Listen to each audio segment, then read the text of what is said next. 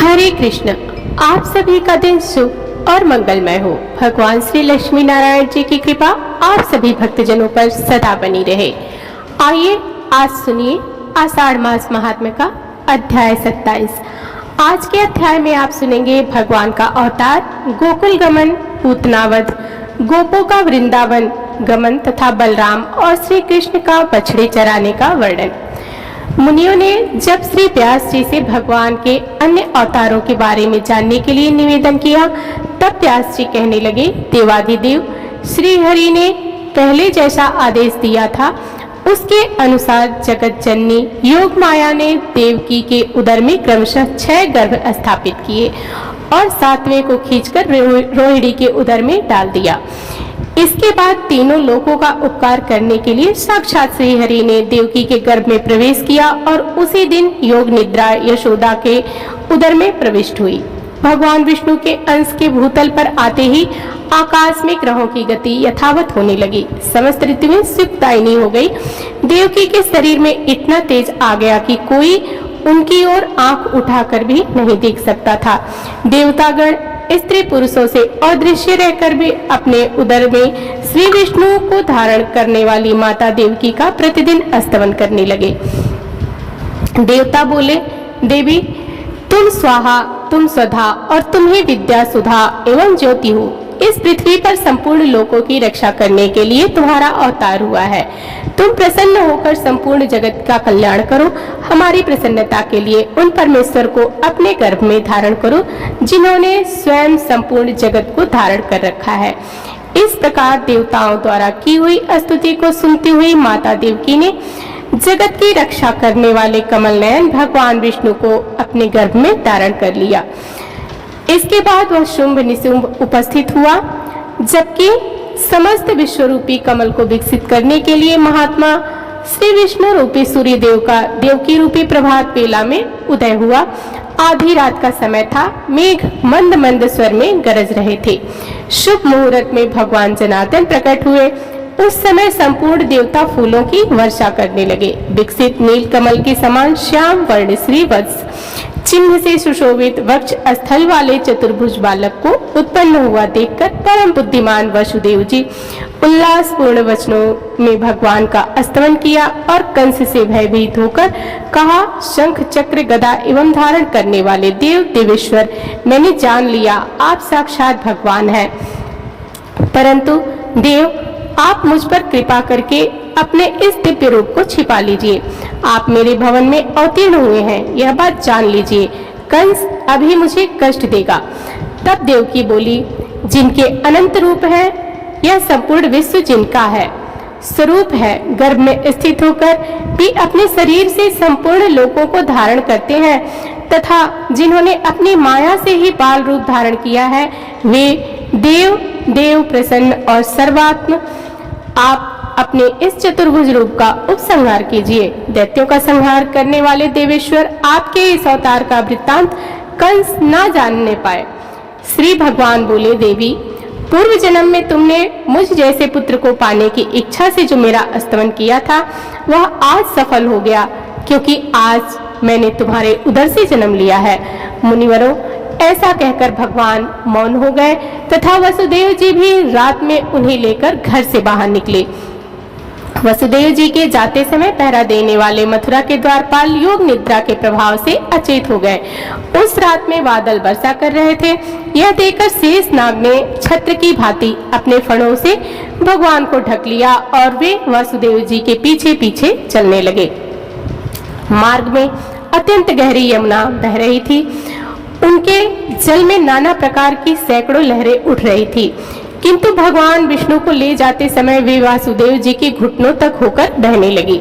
वासुदेव जी ने उनसे उसी अवस्था में यमुना को पार किया। उन्होंने देखा नंद आदि बड़े बूढ़े गोप राजा कंस का कर लेकर यमुना तट पर आए हुए हैं।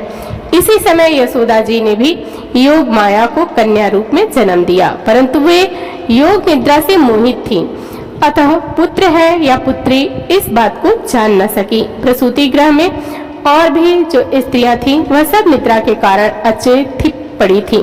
वासुदेव जी ने चुपके से अपने बालक को यशोदा की सैया पर सुला दिया और कन्या को लेकर तुरंत लौट आए। जागने पर यशोदा ने देखा मेरे नील कमल के समान श्याम सुंदर बालक हुआ है। इससे उन्हें बड़ी प्रसन्नता हुई। वासुदेव जी भी कन्या को लेकर अपने घर लौट आए और देवकी की सैया पर उसे सुलाकर पहले की तरह बैठे रहे। इतने में ही बालक के रोने का शब्द सुनकर पहरा देने वाले द्वारपाल सहसा उठकर खड़े हो गए। उन्होंने देवकी के संतान होने का समाचार कंस से निवेदन किया। कंस ने शीघ्र ही वहां पहुंचकर उस बालिका को उठा लिया। देवकी रूंधे हुए गले से छोड़ो छोड़ दो ऐसा कहकर उसे रोकते ही रह गई। कंस ने उस कन्या को एक शिला पर दे मारा, किंतु वह आकाश में ही ठहर गई और आयुधों सहित 8 बड़ी बड़ी भुजाओं वाली देवी के रूप में प्रकट हुई। उसने ऊंचे स्वर में अट्टहास किया और कंस से रोष पूर्वक कहा, ओ कंस, मुझे पटकने से क्या लाभ हुआ? जो तेरा वध करेंगे वे प्रकट हो चुके हैं। देवताओं के सर्वस्व भूत वे श्रीहरि पूर्व जन्म में भी तेरे काल थे।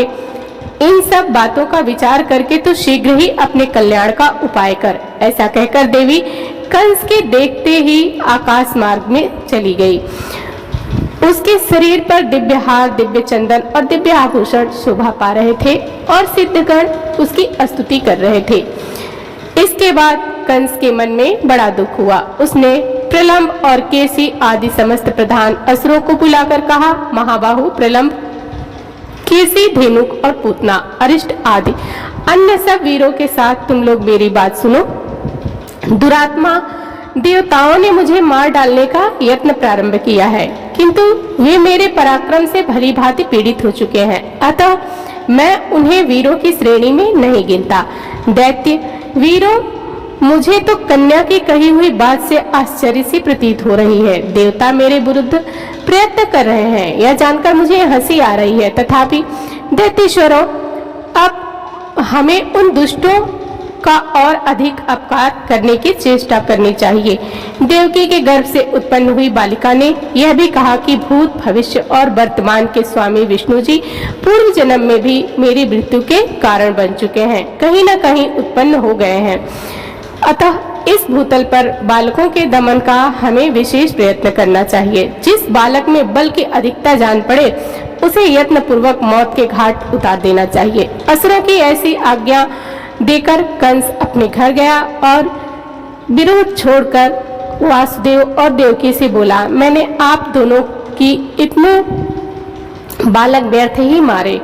मेरे नाश के लिए तो कोई दूसरा ही बालक उत्पन्न हुआ है। आप लोग संताप न करें।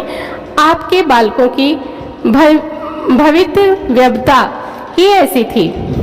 आयु पूरी होने पर कौन नहीं मारा जाता। इस प्रकार सांत्वना देकर कंस ने उन दोनों के बंधन खोल दिए और उन्हें सब प्रकार से संतुष्ट किया।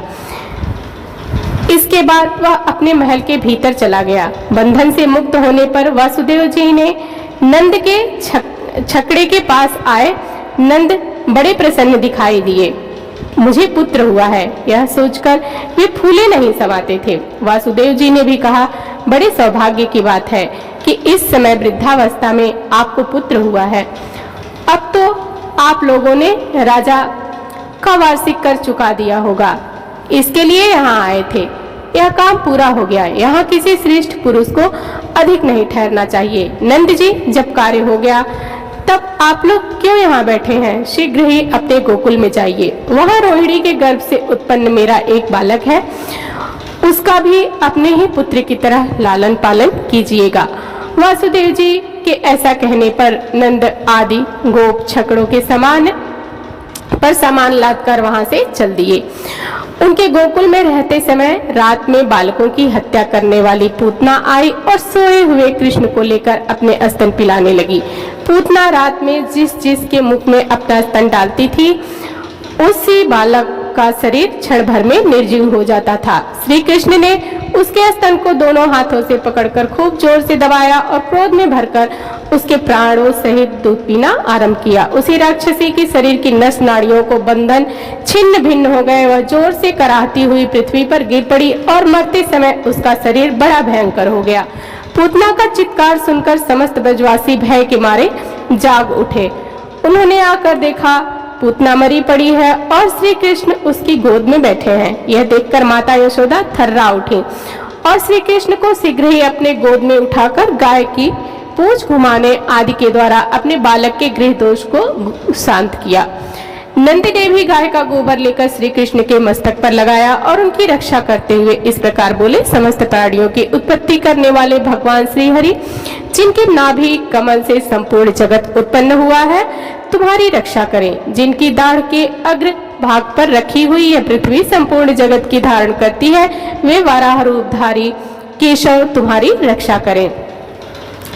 तुम्हारे गुदा भाग और उदर भाग की रक्षा भगवान विष्णु तथा जंगा और चरणों की रक्षा श्री जनार्दन करें, जो एक एक क्षण में वामन के विराट बन गए और 3 पगों से सारी त्रिलोकी को नाप कर नाना प्रकार के अस्त्र शस्त्रों से संपन्न दिखाई देने लगे। वे भगवान वामन तुम्हारी सदा रक्षा करें।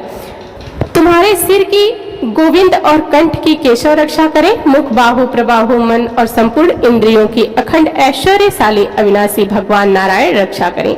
भगवान बैकुंठ दिशाओं में, मधुसूदन विदिशाओं में, ऋषिकेश आकाश में और पृथ्वी को धारण करने वाले भगवान अनंत पृथ्वी पर तुम्हारी रक्षा करें। इस प्रकार नंद गोप द्वार स्वस्ति वाचन होने पर बालक श्री कृष्ण छकड़े के नीचे एक खटोले पर सुलाए गए। गोपों को मरी हुई पूतना का विशाल शरीर देखकर अत्यंत भय और आश्चर्य हुआ। एक दिन की बात है, मधुसूदन श्री कृष्ण छकड़े के नीचे सोए हुए थे। उसी समय वे दूध पीने के लिए जोर जोर से रोने लगते हैं। रोते रोते ही उन्होंने अपने दोनों पैर ऊपर की ओर फेंकने आरंभ किए। उनका एक पैर छकड़े को छू गया। उसके हल्के आघात से ही वह छकड़ा उलटकर गिर पड़ा। उस पर रखे हुए मटके और घड़े आदि सब टूट फूट गए। उस समय समस्त गोप गोपियां हाहाकार करती हुई वहां आ पहुंची। उसने देखा बालक श्री कृष्ण उतान सोए हुए हैं। तब गोपों ने पूछा, किसने इस छकड़े को उलट दिया? वहीं कुछ बालक खेल रहे थे। उन्होंने कहा, इस बच्चे ने ही गिराया है। यह सुनकर गोपों के मन में बड़ा आश्चर्य हुआ। नंद गोप ने अत्यंत विस्मित होकर बालक को गोद में उठा लिया और यशोदा ने भी आश्चर्यचकित होकर टूटे फूटे भांडों को टुकड़े और छकड़े की दही, फूल, फल और अक्षत से पूजा की। एक दिन वासुदेव जी की प्रेरणा से गर्ग जी गोकुल में आए थे और अन्य गोपों से छिपे छिपे ही उन्होंने उन दोनों बालकों के द्विजोचित संस्कार किए। उनके नामकरण संस्कार करते हुए परम बुद्धिमान गर्ग जी ने बड़े बालक का नाम राम और छोटे का कृष्ण रखा। थोड़े ही दिनों में वो दोनों बालक महाबलवान के रूप में प्रसिद्ध हो गए। घुटनों के बल से चलने के कारण उनके दोनों घुटने और हाथों में रगड़ पड़ गई थी। वे शरीर में गोबर और राख लपेटे इधर उधर घूमा करते थे। यशोदा और रोहिणी उन्हें रोक नहीं पाती थी। कभी गौओं के बाड़े में खेलते खेलते बछड़ों की बाड़ों में निकल जाते, कभी उसी दिन पैदा हुए बछड़ों की पूंछ पकड़कर खींचने लगते। वे दोनों बालक एक ही स्थान पर साथ साथ खेलते और अत्यंत चपलता दिखाते थे। एक दिन जब यशोदा उन्हें किसी प्रकार से रोक न सकी, तब उनके मन में कुछ क्रोध आया और उन्होंने अनायास ही बड़े बड़े कार्य करने वाले श्री कृष्ण की कमर में रस्सी कस दी और उन्हें उखल से बांध दिया। इसके बाद कहा, ओ चंचल, तू बहुत उधम मचा रहा है। अब तुझमें सामर्थ्य हो तो जा। यूं कहकर गृह सामनी यशोदा अपने कामकाज में लग गई। जब यशोदा घर में काम धंधे में फंस गई, तब कमल नयन श्री कृष्ण उखल को घसीटते हुए 2 अर्जुन वृक्षों के बीच से जा निकले। वे दोनों वृक्ष जुड़वे उत्पन्न हुए थे और वृक्षों के बीच में तिरछी पड़ी हुई उखली को जो ही उन्होंने खींचा, उसी समय ऊंची शाखाओं वाले दोनों वृक्ष जड़ से उखड़कर गिर पड़े। वृक्षों के उखड़ते समय बड़ी जोर से कड़कड़ाहट की आवाज हुई। उसे सुनकर समस्त ब्रजवासी कातर भाव से वहां दौड़े आए। आने पर सबने देखा वे दोनों महावृक्ष पृथ्वी पर गिरे पड़े हैं। उनकी मोटी मोटी डालियां और पतली पतली शाखाएं भी टूटकर बिखर गई हैं। उन दोनों के बीच में बालक कृष्ण मंद मंद मुस्कुरा रहा है। उसके खुले हुए मुख में थोड़े से दांत छलक रहे हैं और उसकी कमर में खूब कसकर रस्सी बंधी हुई है। उदर में रस्सी बंधने के कारण ही श्री कृष्ण की दामोदर के नाम से प्रसिद्धि हुई। इसके बाद नंद आदि समस्त बड़े बूढ़े गोप जो बड़े बड़े उत्पादों के कारण बहुत डर गए थे, उद्विग्न होकर आपस में सलाह करने लगे कि अब हमें इस स्थान पर रहने की कोई आवश्यकता नहीं, किसी दूसरे महान वन में चलना चाहिए। यहाँ नाश के हेतुभूत अनेक उत्पाद देखे जा सकते हैं, जैसे पूतना का विनाश, छकड़े का उलट जाना और बिना आंधी वर्षा के ही दोनों वृक्षों का गिरना। अतः अब हम विलंब ना करके शीघ्र ही यहाँ से वृंदावन को चल दें, जब तक कि कोई भूमि संबंधी दूसरा महान उत्पाद ब्रज को नष्ट ना कर दे, तब तक ही हमें उसकी व्यवस्था कर लेनी चाहिए।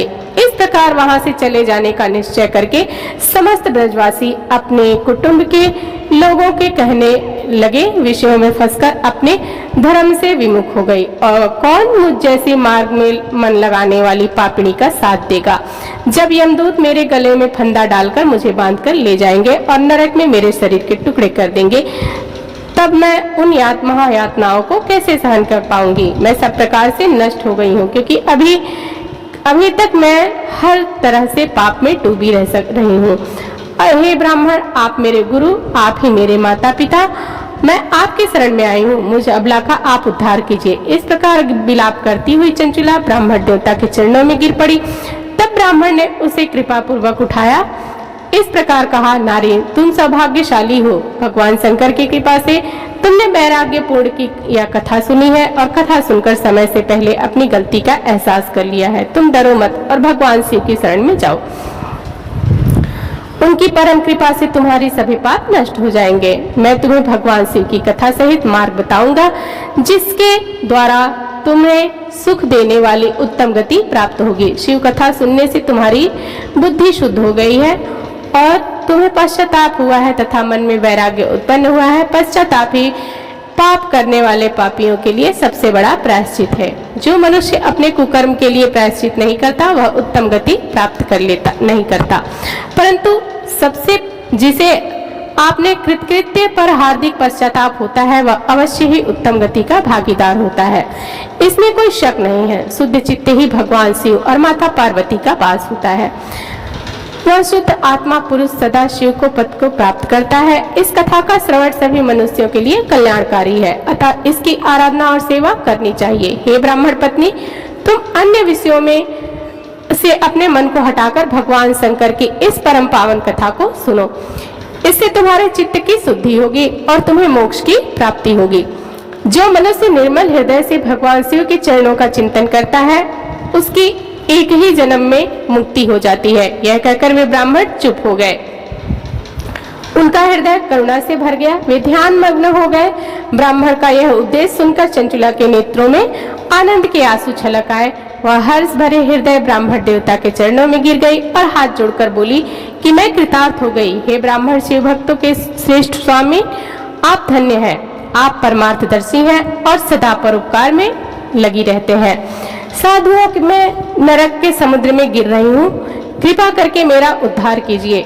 इस जैसी पौराणिक और अमृत के समान कथा की बात आपने की है, उसे सुनकर ही मेरे मन में वैराग्य उत्पन्न हुआ है। उस अमृतमय कथा को सुनने के लिए मेरे मन में आप में ही बड़ी श्रद्धा हो रही है। कृपया आप मुझे उसे सुनाइए। कथा सुनने की इच्छा मन में लिए चंचुला उन ब्राह्मण देवताओं की सेवा में वहीं लगी रही। उस गोकुल नामक महाक्षेत्र में उन ब्राह्मण देवता के मुख से चंचुला भगवान शिव की भक्ति और ज्ञान वैराग्य बढ़ाने वाली और मुक्ति देने वाली परम उत्तम कथा सुनकर कृतार्थ हुई। उसका चित्त शुद्ध हो गया। वह अपने हृदय में शिव का सगुण के रूप में चिंतन करने लगी और सदैव शिव सच्चिदानंद मैं स्वरूप का स्मरण करती। इसके बाद अपना समय पूर्ण होने पर चंचुला ने बिना किसी कष्ट के अपना शरीर त्याग दिया। उसे लेने के लिए एक दिव्य विमान वहां पहुंचा। यह विमान शोभा साधनों से सजा था और शिव गणों से सुशोभित था। चंचुला विमान में शिवपुरी पहुंची। उसके सारे पाप धुल गए। वह दिव्य रूप धारिणी दिव्यांगना हो गई और गौरांगी देवी मस्तक पर अर्धचंद्र का मुकुट और अन्य दिव्य आभूषण पहने शिवपुरी में पहुंची। महाबली, तुमने बिंदुक नामक पिशाच के पापों उपासों को बांध लिया। उसके पश्चात तुमने कथा बांटने के लिए स्थान तलाश कर मंडप की रचना की। शीघ्र ही इस बात का पता लोगों को चल गया कि एक पिशाच उद्धार हेतु देवी पार्वती की आज्ञा से तुम भगवान शिव की कथा सुनने विंध्य पर्वत पर आया है। उस कथा को सुनने के लोभ से बहुत से देवर्षि वहां पहुंचे। सभी को आदर पूर्वक स्थान दिया गया। पिशाच बिंदु को पासों में बांध कर आसन पर बिठाया गया और तुमने परम उत्तम भगवान शिव की अमृत कथा का गान शुरू किया, जिससे सभी श्रोता कृतार्थ हो गए। परम पुण्यमय कथा को सुनकर पिशाच सभी पापों से मुक्त हो गया, जिसने पिशाच के शरीर को त्याग कर दिया। शीघ्र ही उस रूप में दिव्य हो गया। उसके शरीर गौरवर्ण का हो गया। शरीर पर श्वेत वस्त्र एवं पुरुषों के आभूषण आ गए। इस प्रकार दिव्य देहधारी होकर बिंदुक अपनी पत्नी चंचुला के साथ स्वयं भी भगवान शिव का गुणगान करने लगा। उसे दिव्य रूप में देखकर सभी को बहुत आश्चर्य हुआ। उसका मन परम आनंद से परिपूर्ण हो गया। सभी भगवान महेश्वर के अद्भुत चरित्र को सुनकर कृतार्थ होकर उनका यशोगान करते हुए अपने अपने धाम को चले गए। बिंदुक अपनी पत्नी चंचुला के साथ विमान में बैठकर शिवपुरी की ओर चल दिया। महेश्वर के गुणों का गान करता हुआ बिंदुक अपनी पत्नी चंचुला और तुम के साथ शीघ्र ही शिवधाम पहुंच गया। भगवान शिव देवी पार्वती ने उसे अपना पार्षद बना लिया। दोनों पति सुखपूर्वक भगवान महेश्वर एवं देवी गौरी के श्री चरणों में अविचल निवास पाकर धन्य हो गए। बोलिए उमा महेश्वर भगवान की जय। तो प्रिय भक्तजनों, आज की कथा यहीं पर समाप्त होती है। कथा अच्छी लगे तो कमेंट बॉक्स में जरूर बताइएगा। हर हर महादेव जरूर लिखिएगा। हमारे चैनल को सब्सक्राइब, वीडियो को लाइक शेयर जरूर करिएगा। मिलते हैं अगले वीडियो में। धन्यवाद।